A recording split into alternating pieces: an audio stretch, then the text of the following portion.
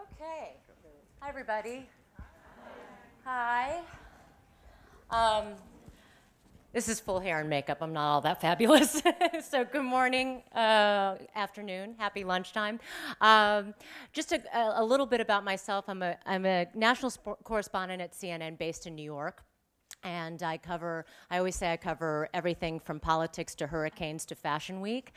More Fashion Weeks these days. I've been at CNN for nearly 9 years, and I like to say about my fashion coverage that I started by doing some live shots backstage at the Oscar de la Renta show, and it has since turned into a half-hour special, which I do every Fashion Week, and I was lucky enough to do twice in Paris. In fact, I'll be leaving for the collections on Thursday. I'm very excited. And as Cynthia mentioned, digital is such a huge part of our lives these days. I mean, you'd have to be living under a rock not to realize that. One thing as a television journalist I can tell you is that you're trained to want to be on television. But the reality is that if you look at CNN.com, just in August of 2012, we had 37 million page views, unique page views during that month. And on one of our best ratings nights during the election cycle, we'd be lucky if we'd get 8 million viewers, 7 million, 6 million. And on an average night, our prime time is around 1 million or less. So you do the math. So you see that digital is a huge part of our lives, and who doesn't like to shop online? I know I do. So with that, I'd like to introduce our panelists. I've had the pleasure of interviewing one of them, Susan Lyne, so I'm going to bring her onto the stage first. Susan is the chairman of Gilt Group. You all have heard of Gilt Group, but she has had quite an interesting career. She was at ABC for many years, running the primetime schedule, and oversaw the development of such shows as Desperate Housewives, Lost, and Grey's Anatomy, rather. She went on as the president and CEO of Martha Stewart Living Omnimedia, and she led that company to its recovery and return to profitability, and so she knows a thing or two about running a business. And she is now the chairman of Gilt Group, and she's here to give us her insights on running an e-commerce business. So Susan, great to see you. Have a seat. The second person I met about 10 minutes ago, but he's pretty fabulous too. His name is Neil Blumenthal. He told me a little bit about himself, but the interesting part to me is that he said that he was always someone who was very interested in foreign policy.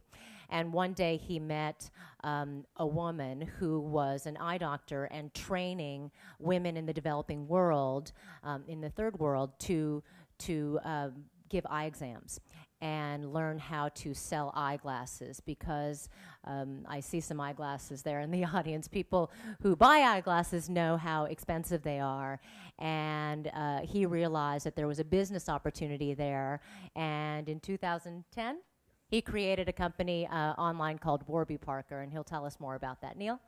Thank you.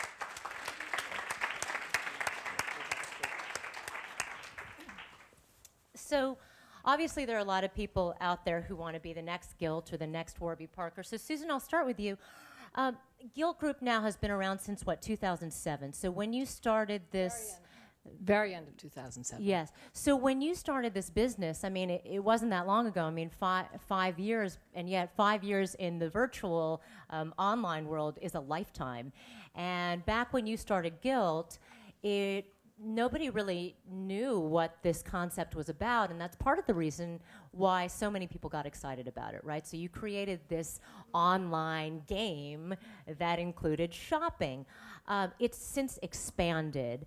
I guess my question is today, how do you remain relevant and profitable? By expanding in different areas? Talk a little bit about that. So let me go back a little bit. Because it's true, when Gilt launched in December 2007, e-commerce was a whole different animal.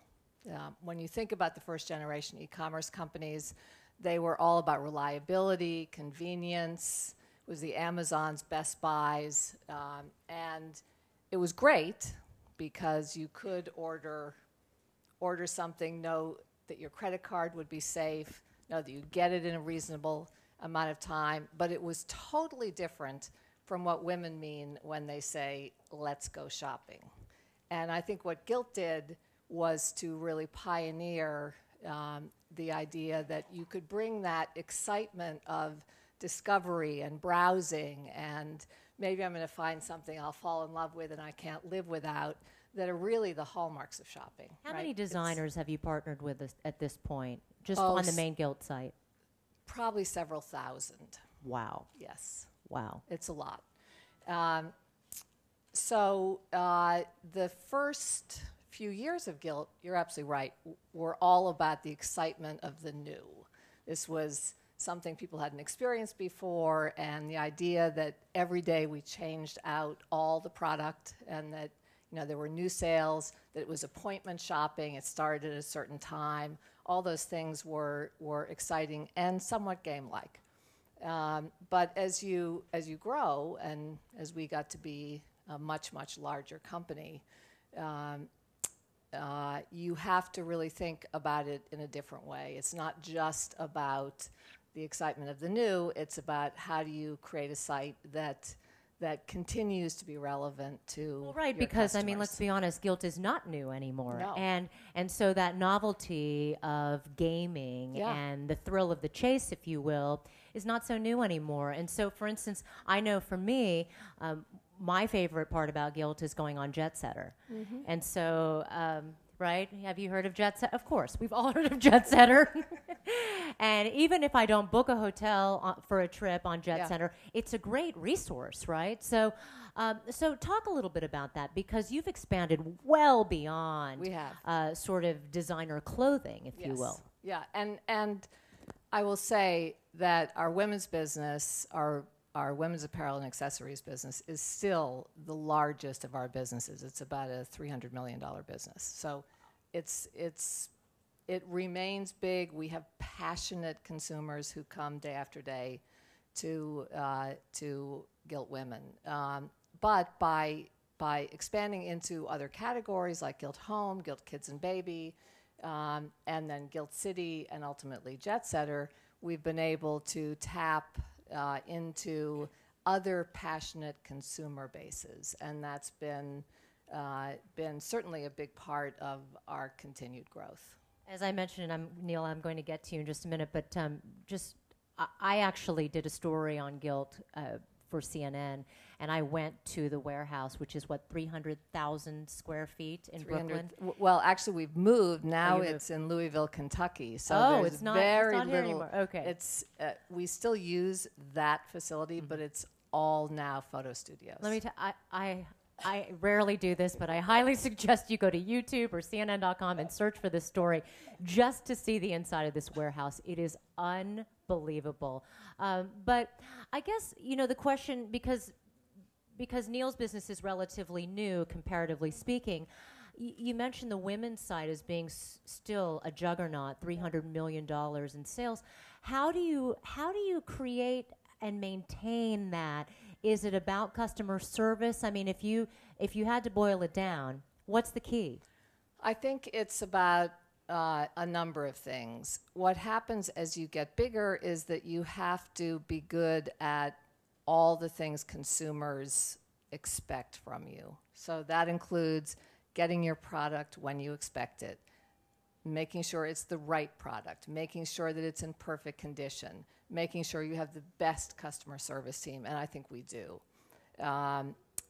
Making sure that the emails you send are more and more relevant to any single customer. So every single email that goes out from Gilt is actually customized to you. So we have an enormous data process that takes place Meaning all the time. You will get an email with products that you're more likely to buy. Exactly. So it's all based on both your browsing behavior, your buying behavior, the number of times you come to the site, whether you've bought a brand before that we're showing that day, which of our stores you tend to go to more frequently, plus a lot of overlaid demographic data that allows us to personalize your email. Well, that's interesting because all of that research takes a lot of money. I mean, it doesn't come cheap. So,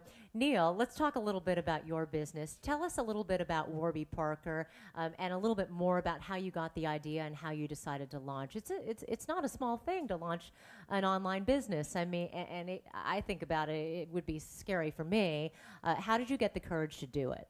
So for us, it really wasn't about, should we run out and launch an e-commerce business? It was really, how do we solve a real problem that my three buddies and I had? And that was, we'd walk into an optical shop, get really excited about a pair of glasses, and then walk out feeling like we got punched in the stomach because we would have paid like $500. And we thought that it didn't make sense that after 800 years since the invention of glasses that they were still so expensive, especially relative to what you could pay for an iPhone.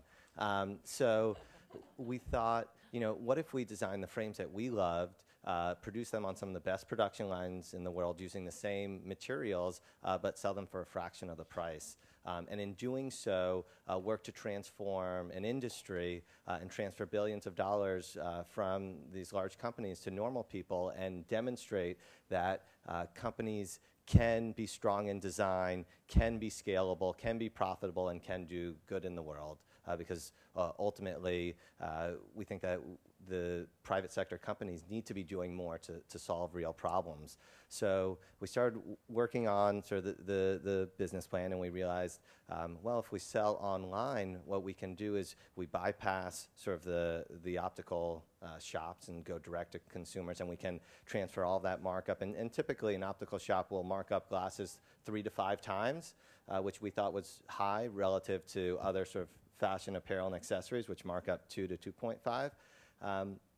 And we thought that we could create this world, and that's sort of the power of the internet. Is allows you to really tell a lot about your story and go deep.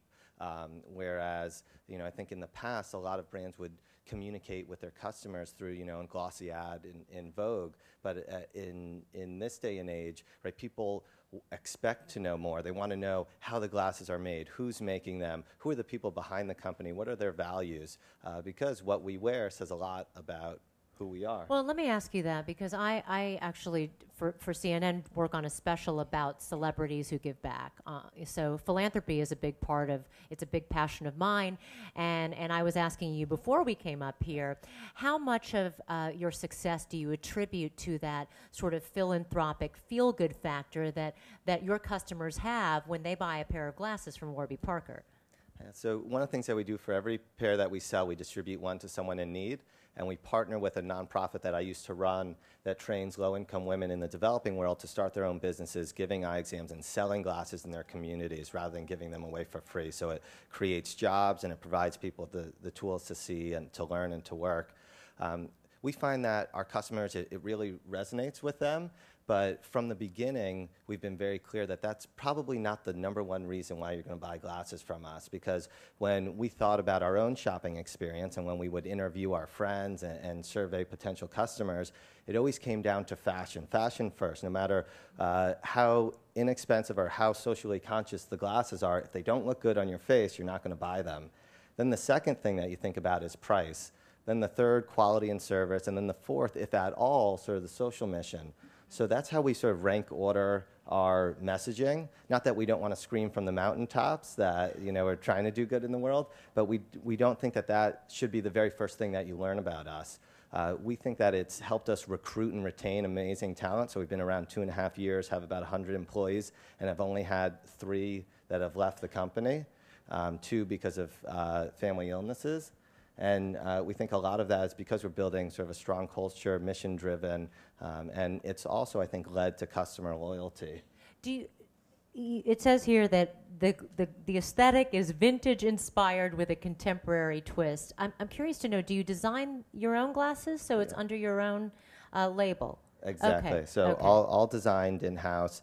We do take a lot of inspiration from like the 40s and the 50s, but then our social side is almost very informed by our parents' generation that grew up in the 60s. So Warby Parker, the name actually comes from Jack Kerouac, and yet sort of the marriage of the two. So you might see a frame that sort of has references to that time period, but maybe has an updated color palette. So for example, I'm wearing a frame that's striped, that we call striped evergreen, and it's one that just has a subtle hint of color that makes it a little more fun. We think at $95 you'll probably be less conservative with your eyewear purchases, and hopefully. I was hoping that my Warby Parkers would be here by the time I came, but I bought 2 pairs about 2 weeks ago that I am completely obsessed with. They're so much cooler glasses than I've ever owned before, and they cost me, I bought 2 pairs, they cost me 25% of what these cost me. Wow. So, and I can tell you that fan. you might not be able to see this, but what I can see when Neil turns to the side is that there is a pink tint. It's very cool. So, there might be some people out there in the audience, Neil, who say, well, listen, I've got a great idea. I want to start an e-commerce business. And I know you mentioned that some months you're profitable, some, you're still a new business. I guess, how did you even, because your background is not in e-commerce, how did you even go about, I wouldn't even know where to start. How did you go about even tackling this as a project? So we just spoke to a ton of people, and I think the best entrepreneurs are actually great project managers and are able to take big decisions and turn them into many smaller steps. So the question is, how do I get enough information to feel comfortable to invest more in time and money into whatever I'm working on? So if you feel like you're trying to jump off a cliff, probably something's wrong. Step back, and how do you turn that decision into maybe 3, 4, or 5? For us, it was always going back to how do we treat others the way that we want to be treated. So it was sort of thinking through the web page, and we painstakingly built it out in PowerPoint, and then would print it out and go up to our friends and say, hey, this is the home page. What button would you press? This takes you to the gallery page. What button would you press? And focus group. The focus group, literally. And we invested really in just the 3 core things that we needed to launch the business. Once we felt like, that the only question remained, would people buy online? And that was our initial inventory of glasses, our website, and then PR, knowing that you only have one shot to launch a fashion brand. So we launched to features in Vogue and GQ, and the company just shot off like a rocket ship. We ended up hitting our first year sales targets in 3 weeks and selling out of our top 15 styles in 4 weeks and accumulating a wait list of about 20,000 people. And sort of, yeah. That's the power of the press. I'm proud to say. And I guess I wanted to talk a little bit more about that, and with you as well, Susan, because, you talk about, Neil, you were talking about, that sort of being able to go deep online, tell your story, have that message, speak to your audience or your customer base that way. You've never really taken out an ad, right? I mean, Gilt, have you done that? We do now. You do. I would say for the first 2 years of Gilt's growth, and this happens when you're in a very high growth company, hyper growth company. You think that you just have done everything right, and you're never going to have to deal with any of the normal marketing streams that all those other people have to deal with. But over time, as you become not the new thing anymore, but still beloved by your customers, you have to go at every single marketing channel out there. So it's still really important for us to use referrals, like PR, paid. We do search advertising. We do a lot of social. So you just have to get good at all the things that every business needs to be good at, and that's a transition, I think, for companies that start out with just an enormous number of people telling their friends. Right. One thing, though, that I do want to ask you, because Gilt, as you mentioned, and as we all know, is not the new kid on the block anymore. How do you sort of, some of the over the years, some of the criticism I've heard, at least recently, is that the merchandise isn't as good as it used to be, or it's not as cutting edge or high fashion as it used to be. It's just gotten very mass. Where before, I mean, I remember when Gilt started, and I got that email to be invited as a member, and it just seemed very exclusive. And who doesn't want to be a member of an exclusive club, you know? And now it obviously is not that. How many members do you have? 4 million, 5 million? More than that, 7 million. 7 million, wow. I mean, just when I did the story a few years ago, you were at 3 million. So, I mean, the growth is still enormous. Obviously, you're doing something right. But, you know, how do you sort of fight that? I mean, because people do say that sometimes. So I think that goes to the personalization piece of this, because all those brands you're talking about, we still sell.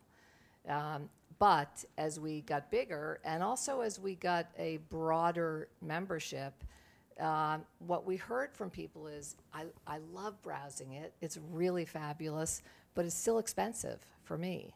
So we needed to go broader to bring in brands that more and more of our customers wanted to buy. So yes, we still have very high-end designer goods. We still have very cutting-edge downtown brands, but we also have some more contemporary brands and more accessible brands. What if Gilt Women is the biggest portion of Gilt, the behemoth that Gilt is? What is the fastest growing sector? Is it is it Jet Set? Right is it now, Park and Bond? it's Gilt City. Gilt City. And explain, for people who don't know, explain what it's services, right? So Gilt City is experiences and events and services on a local level. We are in 7 cities: New York, Los Angeles, San Francisco, Washington, D.C., Miami, Boston, and Chicago. And they're all cities that we knew young people moved to with a dream of doing something fabulous.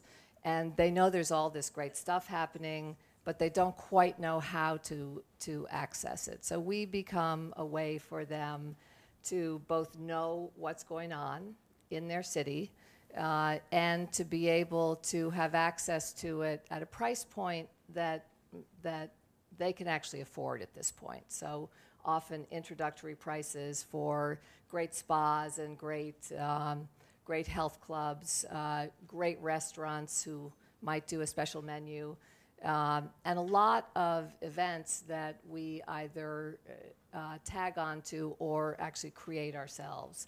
So we do book parties. We do all kinds of things that will get members together, and we'll also give them a cool place to go. And it's on fire.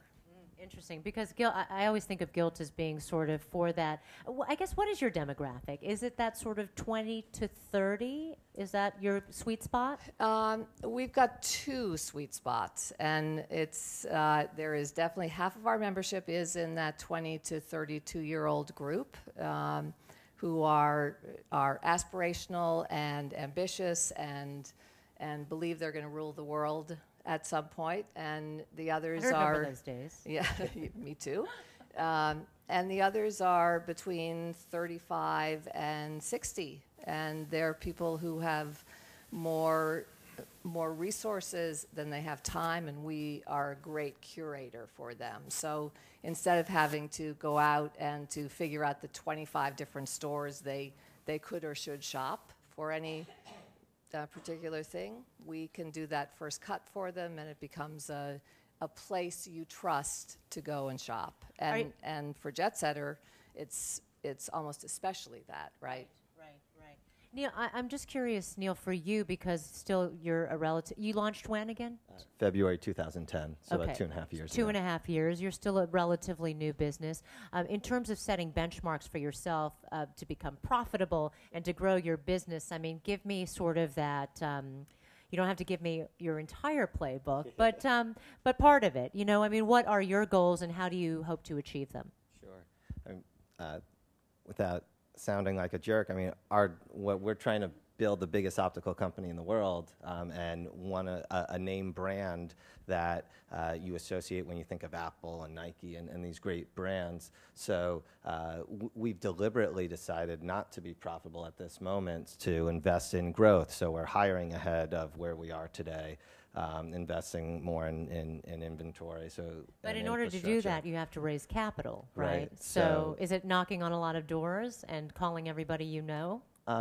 We were in a very fortunate position in that sort of we bootstrapped the business, so we invested our life savings and didn't take any outside capital until 18 months after we started. So at that point, we had already gotten a ton of press, ton of traction. You know, we had people really, we had made a big splash in 3 communities, sort of the fashion world, the tech startup world, and the social enterprise world. So we were taking a lot of inbound requests for investors. And how are you able to create that and generate that press? Because that's not, for anyone who's familiar with that it's not easy. You mentioned Vogue and GQ, was it? Yeah, I think that's like the best possible press that you could get. I mean, how are you able to do that as a new business with no fashion background? Sure. Or, you know? So, you know, I always sort of talk about PR as being 70% the message, 30% the messenger. So we were really deliberate about sort of what were our key messages that were really interesting to people. And when we think about any sort of marketing, including PR, there's sort of like 4 pillars that we go by. One is this beautiful? Is it sort of well-designed and have a strong aesthetic? Second is, does it have a compelling narrative? Does it make sense? And is it authentic to who we are as a brand? The third is it unexpected, right? Everybody is looking for something to share with their friends at the dinner table to sound smart, cool, you know, up to date. And then fourth is there a social good component to this? How does this have a positive impact on the world? So we were able to sort of check off all these boxes in so many different ways of that when you look at the business. I mean, first is that we're trying to disrupt industry, right? We're selling a $500 pair of glasses for $95, so that was pretty newsworthy. Second, we had an innovative business model in selling glasses online that nobody had done successfully before, but we also sort of created this home try-on program, so the first of its kind in the US, where you'd select 5 frames, we ship it to you free of cost, and you have 5 days to try it on at home. So GQ, for example, called us the Netflix of eyewear. So there were all these layers to the story that we could share. We could talk about how, you know, our Buy a Pair, Give a Pair program wasn't just about giving glasses away for free that might create a culture of dependence, but was actually empowering people to start their own businesses and treating people as value-conscious consumers rather than needy beneficiaries. I think that's very important, that sort of 5-day trial period. And one question that I posed to Susan back when we did the story, which I still think is valid today, is how do you get people to buy? I mean, of course, everybody's used to it at this point, right? But how do you get people to buy clothes online without trying them on? At the time when Gilt launched, it was a novel concept. Today, people do it all the time. But having said that, I think part of the appeal of Gilt is that you really make it like an online magazine. I saw your photo shoots, how you photograph the clothes on the models, and it's very specific. It's very detailed, probably more than people think, right? Absolutely. And we do try to give our customers enough information to make an informed purchase, but we also make it pretty easy for you to stick it back into the box and put the return slip on it and let it be picked up or drop it off at a UPS. I think that's important. You have to feel like you can use your bedroom as a room to try clothes on in, and if it doesn't work for you, you send it back, you have a credit, lovely, you'll buy the next great thing. You sort of want to eliminate every reason not to purchase. So when we were thinking through this, it was, we're going to offer free shipping. Yes, it's going to cost money, but who cares? Because we don't want someone not to buy because they have to pay for shipping. Second was, free returns. For us, it was free returns within 30 days. This home try-on program. Again, all stuff that was expensive, but it was just about thinking about the customer. And then I think the other big part for us that helped us be successful is that we invested in customer service. So we hire people from top universities that would never think about sort of working in a call center that actually work in our customer service team, and they do so out of the Puck building on House and Lafayette, which is relatively high rent. But it's because we don't think of the call center as something that is a cost center that should be outsourced, but it's rather a profit center that helps us drive marketing. And the metric that we measure most closely is Net Promoter Score, which is a measure of customer satisfaction. And our Net Promoter Score is a 91, which is higher than we've ever seen, higher than Apple, higher than Zappos. And it's because we're hiring smart people that we can empower to make decisions to make people happy. Okay, it's time to open it up for questions in just a second. But one thing I will say about sort of eliminating all the reasons not to buy, I have bought stupid things that I don't need or want because there's free shipping. So I mean, it's interesting because you do tap into the psyche of the consumer, don't you? Because it's that little thing that you feel like you're getting for free, whether it's shipping or free returns and making it easy. So with that, let's open it up to questions. Yes. How are you? Hi.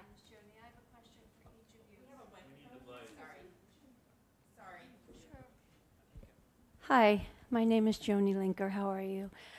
I have a question for each of you. Susan, how many times a day do you think is the optimal amount to email each customer? Because some of the sites I find it's just, I'm getting so many emails that I opt out. Yeah, and you are not alone. So when Gilt started, the idea of emailing a customer every day was completely new, and everybody looked forward to getting that daily email. Right now, there's huge inbox fatigue. You probably have 24 different sites that you've signed up for at some point, and I think what happens is that over time you decide, I don't need most of these. So there's a lot of opting out. We went, about a year ago, we realized that because we'd started many of our businesses very entrepreneurially, where we hired a great GM, we had them build a team, and they set their email cadence, that we were emailing people way too frequently if you looked at the entire company. So we cut back on what a Jet Setter or a Gilt City could do with the email list per week, how many times they could go out. And we also limited our core email to one a day. And we're constantly looking at that. And we give people a lot more options now. You can get a weekly email if that's what you choose. And it's been hugely important. Our opt-outs have gone down dramatically. I think we've cut them by probably 60 or 70% over the course of the last year. Just quickly, Neil, I was just curious to know how you, I might have missed this part about how you deal with people knowing what their prescription is, and also how do you deal with people who have the flex spending and they could otherwise get their glasses free? Sure. So for that, people just send us their prescription. So they enter it in themselves, or they give us their doctor's name, and we'll call their doctor on their behalf, or they can fax it to us. For flex spending, we're able to give people a receipt, or sometimes they'll use a credit card from their office that they use. Hi, my name is Lydia, and I'm in the process of also starting an online business. And I was wondering, how do you invoke, I guess, emotion into your message? And secondly, how do you remain consistent through your branding as far as the message that you're putting out to the customer? Sure. Well, I think the first thing is to really know who you are and what your message is. So have you articulated core values? Do you have a brand architecture that talks about what you are and what you're not? Reference images. Once you really understand who you are, then it's a lot easier to communicate that to customers. And we spend a lot of time thinking about, when we're doing photo shoots, how does this model sort of reflect who we are, which is accessible but fashionable. So using, a model that may have appeared in a Gucci ad, right, isn't going to be the right thing for us, even though that person might be stunningly beautiful. So I think it's just always checking in with yourself. Does this feel right? What is this language? What am I trying to do?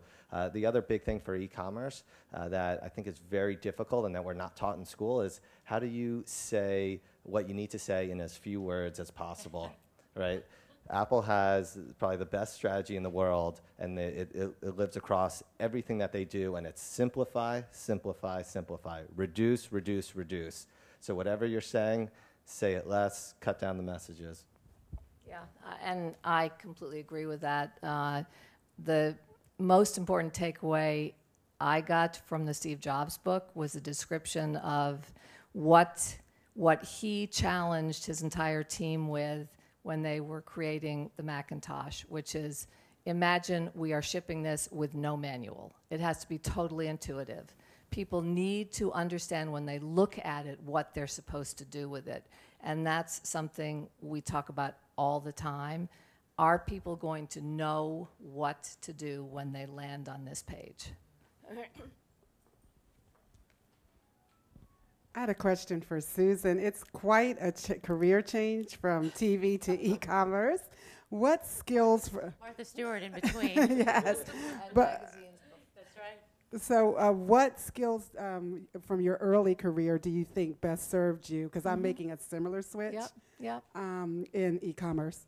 So I started out in magazines. I spent probably 15 years in the magazine industry as an editor. And I think the skills I learned as an editor are critically important in everything I've done, which is, what's the story? Is this story going to resonate with people? What is the story? And what is the mix of things I can put together that is going to be greater than the sum of its parts? So I'd start there. The second thing that I think I've been good at or learned to be good at is building a brand that means something to people. And I'm pretty good at being able to listen to an idea and know whether it is going to resonate with people. And some of that's instinctive, and some of it is just learning by trial and error. So I've changed careers multiple times, and I will tell you, some of those times it has been terrifying because I felt like I was moving into a world where I didn't understand the language being spoken, and that was definitely the case when I left Martha Stewart and came to Gilt, because I'd never had a tech team that was really reporting to me, a true tech team. We had an e-commerce business when I was at Martha, but it was not our core business. But what I've learned is that I know what I bring to the party, and that is what I'm going to be able to give from day one. And I'm always better when I'm learning something. I mean, my mind works better when I'm a little afraid. I think we have time for one more question. Sure, right there.